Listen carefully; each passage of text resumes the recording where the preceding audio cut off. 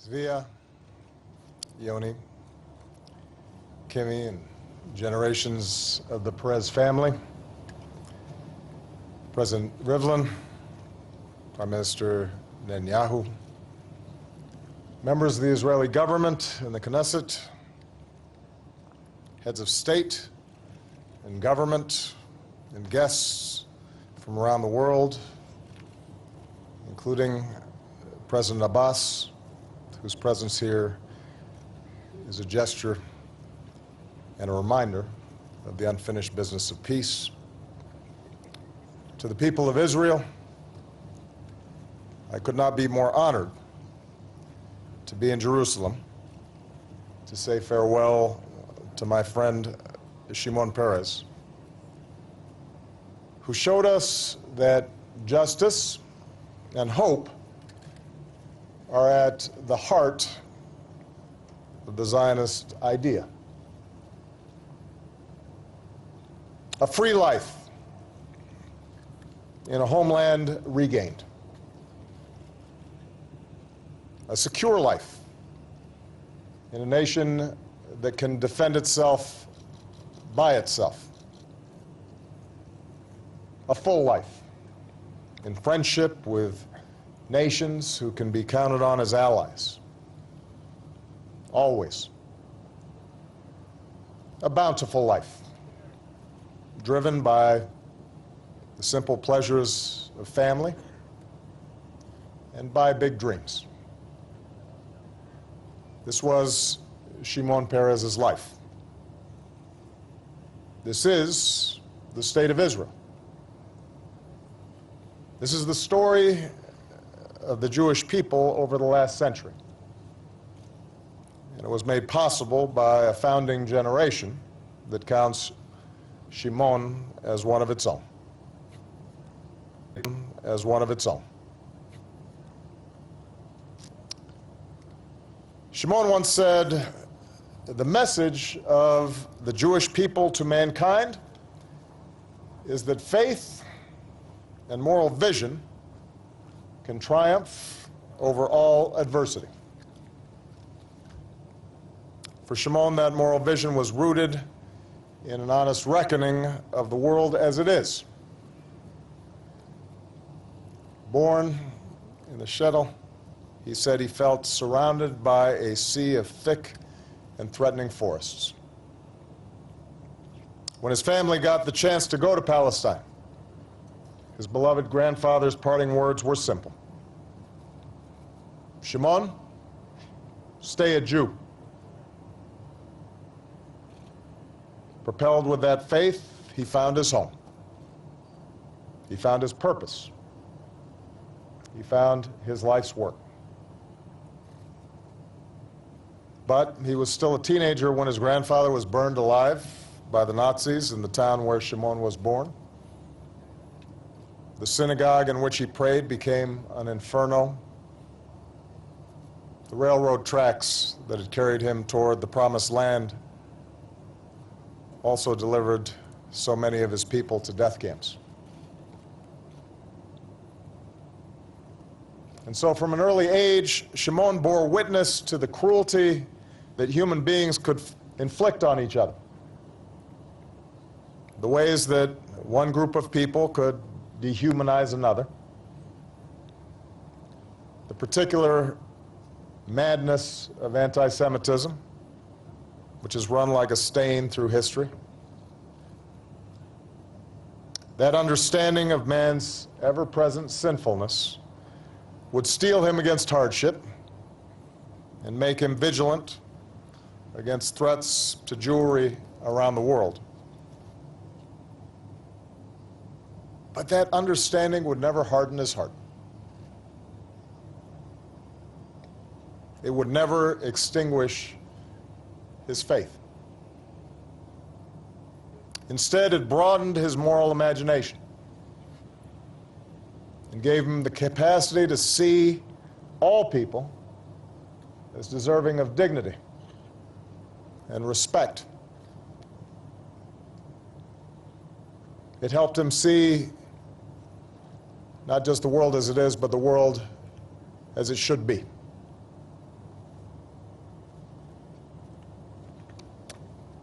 What Shimon did to shape the story of Israel is well chronicled. Starting in the kibbutz he founded with his love Sonia, he began the work of building a model community. Ben-Gurion called him to serve the Haganah at headquarters to make sure that the Jewish people had the armaments and the organization to secure their freedom. After independence, surrounded by enemies who denied Israel's existence and sought to drive it into the sea, the child who had wanted to be a poet of stars became a man who built Israel's defense industry, who laid the foundation for the formidable armed forces that won Israel's wars. His skill secured Israel's strategic position. His boldness sent Israeli commandos to Entebbe and rescued Jews from Ethiopia. His statesmanship built an unbreakable bond with the United States of America and so many other countries. His contributions didn't end there. Shimon also showed what people can do when they harness reason and science to a common cause. He understood that a country without many natural resources could more than make up for it with the talents of its people. He made hard choices to roll back inflation and climb out from a terrible economic crisis.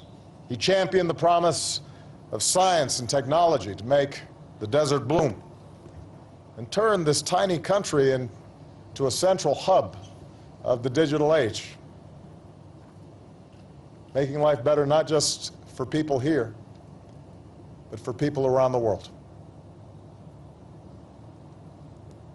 Indeed, Shimon's contribution to this nation is so fundamental, so pervasive, that perhaps sometimes they can be overlooked. For a younger generation, Shimon was probably remembered more for a peace process that never reached its endpoint.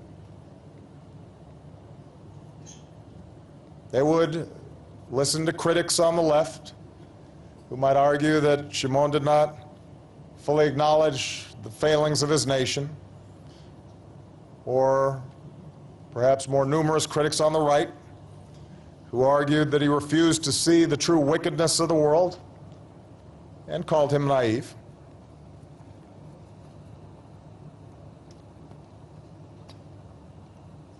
But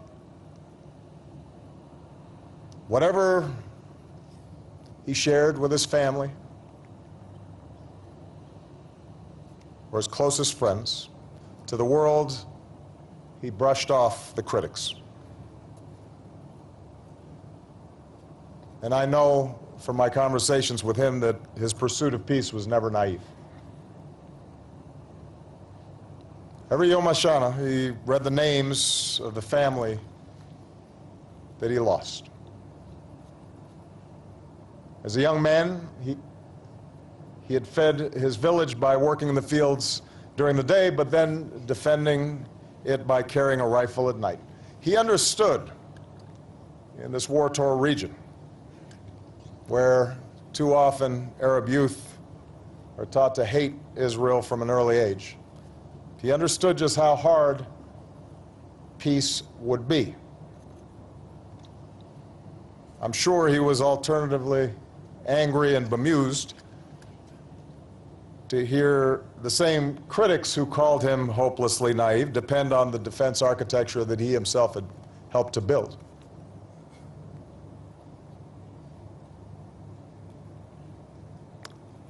I don't believe he was naive, but he understood from hard-earned experience that true security comes through making peace with your neighbors. We won them all, he said of Israel's wars. But we did not win the greatest victory that we aspired to: release from the need to win victories.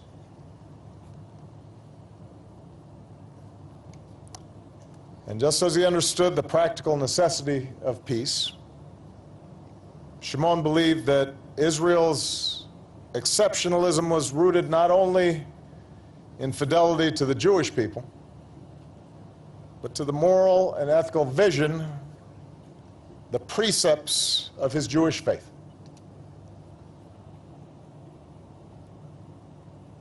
The Jewish people weren't born to rule another people, he would say. From the very first day, we are against slaves and masters. Out of the hardships of the diaspora, he found room in his heart for others who suffered. He came to hate prejudice with the passion of one who knows how it feels to be its target. Even in the face of terrorist attacks, even after repeated disappointments at the negotiation table, he insisted that as human beings, Palestinians must be seen as equal in dignity to Jews and must therefore be equal in self-determination. Because of his sense of justice, his analysis of Israel's security, his understanding of Israel's meaning, he believed that the Zionist idea would be best protected when Palestinians too had a state of their own.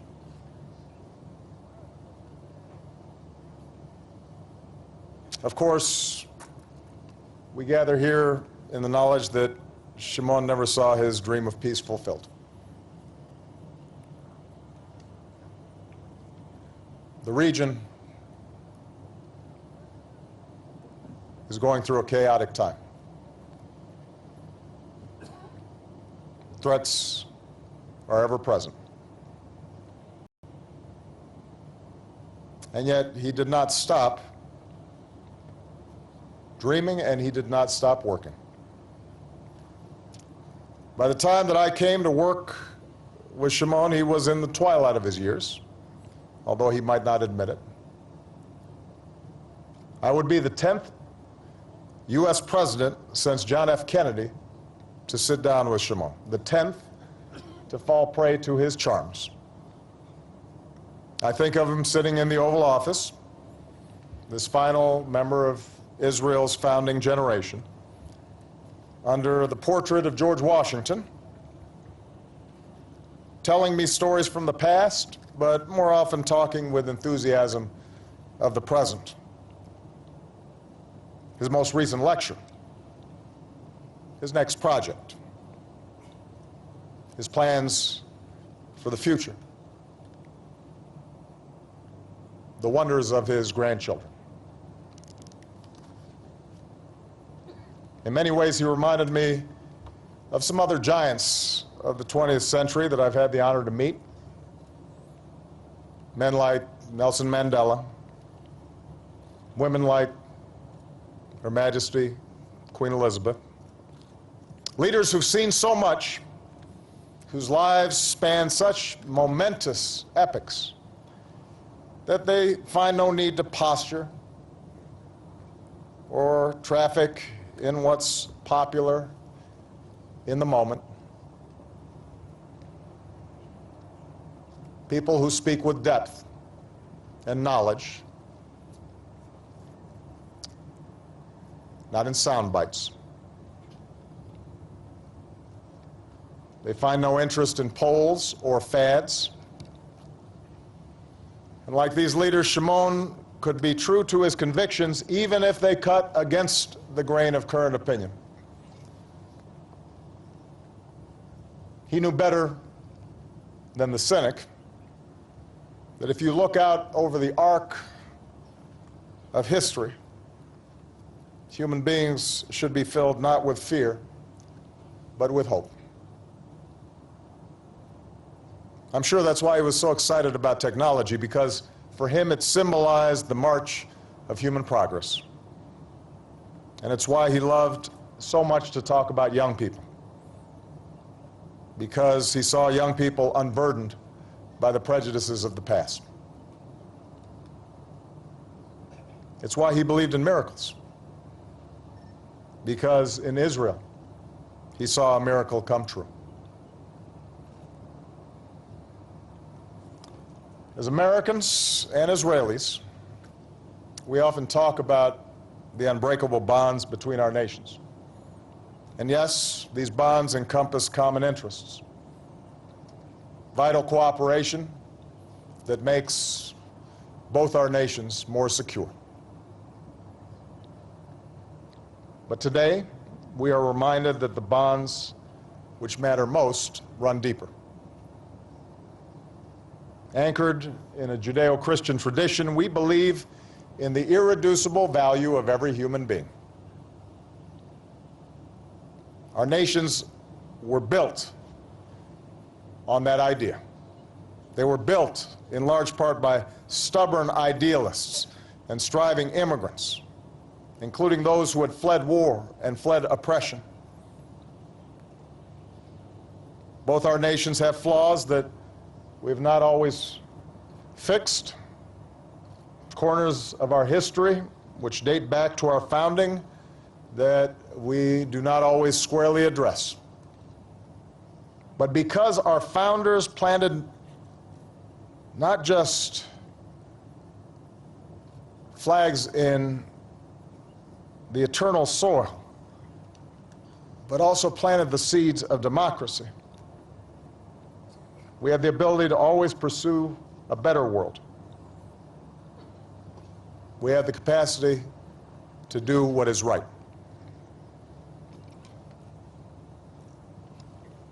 As an American, as a Christian, a person partly of African descent, born in Hawaii, a place that could not be further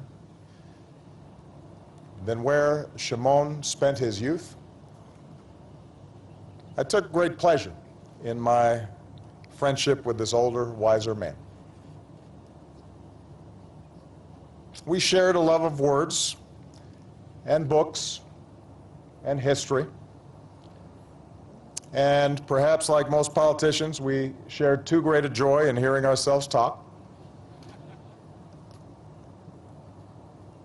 But beyond that, I think our friendship was rooted in the fact that